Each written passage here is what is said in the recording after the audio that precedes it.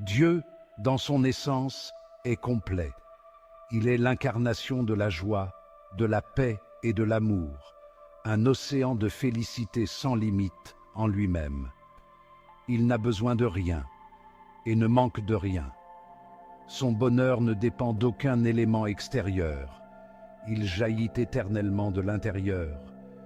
Imaginez une source d'où coule sans cesse l'eau la plus pure, jamais tarie, toujours pleine. Telle est la joie de Dieu, une source infinie de pures délices.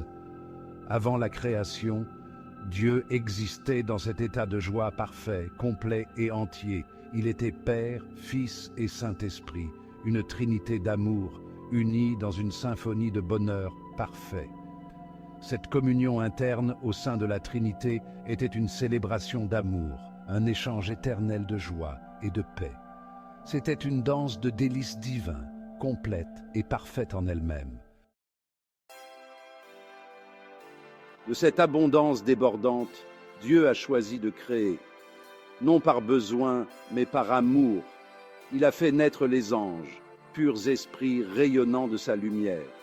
Il désirait partager sa joie sans bornes, voir sa propre bonté se refléter dans leurs yeux. Imaginez un maître artiste, rempli d'inspiration, qui aspire à partager sa vision avec le monde.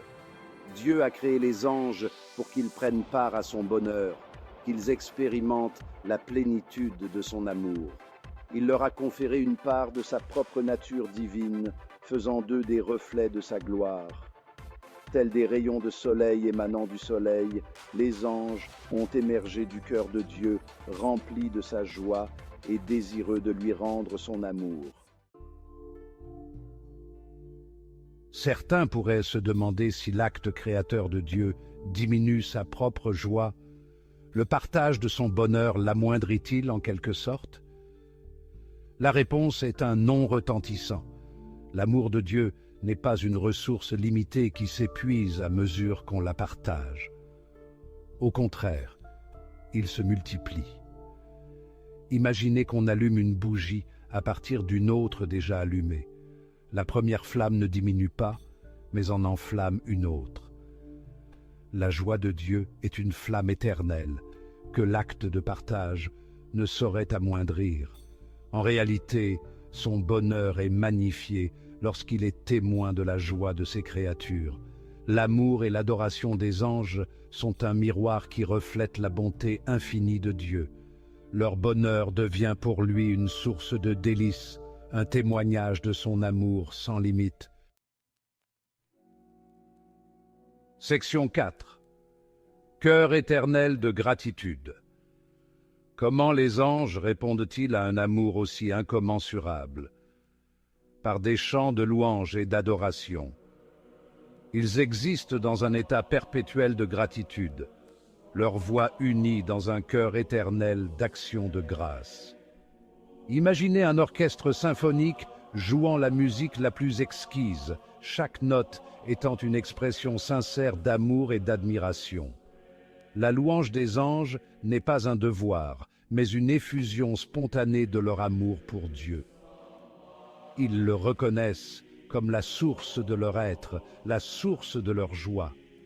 Chacune de leurs pensées, chacune de leurs actions est un acte d'adoration, un témoignage de la bonté infinie qu'ils expérimentent en sa présence. Ils vivent pour le glorifier, leur existence étant une symphonie de louanges à leur Créateur. Section 5. L'humanité enveloppée de miséricorde. L'amour de Dieu, cependant, ne se limite pas au royaume angélique. Il tend sa main miséricordieuse à l'humanité, créée à son image et à sa ressemblance. Malgré nos défauts et nos manquements, il nous offre le même amour sans bornes qu'il accorde aux anges.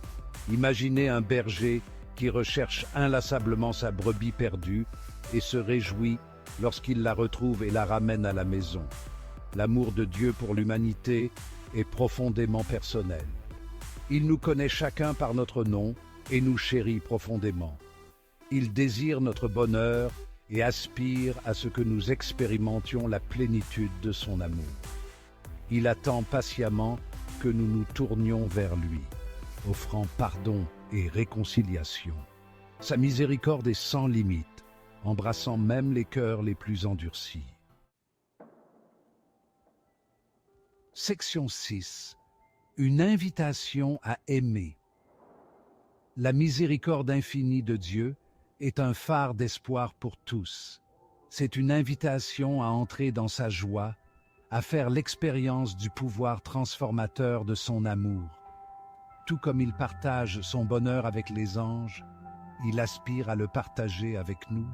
Imaginez une table de banquet chargée des mets les plus délicieux et un hôte bienveillant vous invitant à prendre part au festin.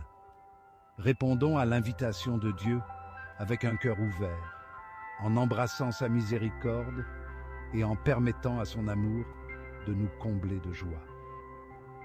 Que nos vies deviennent un reflet de sa bonté, un témoignage de son amour infini et sans limite.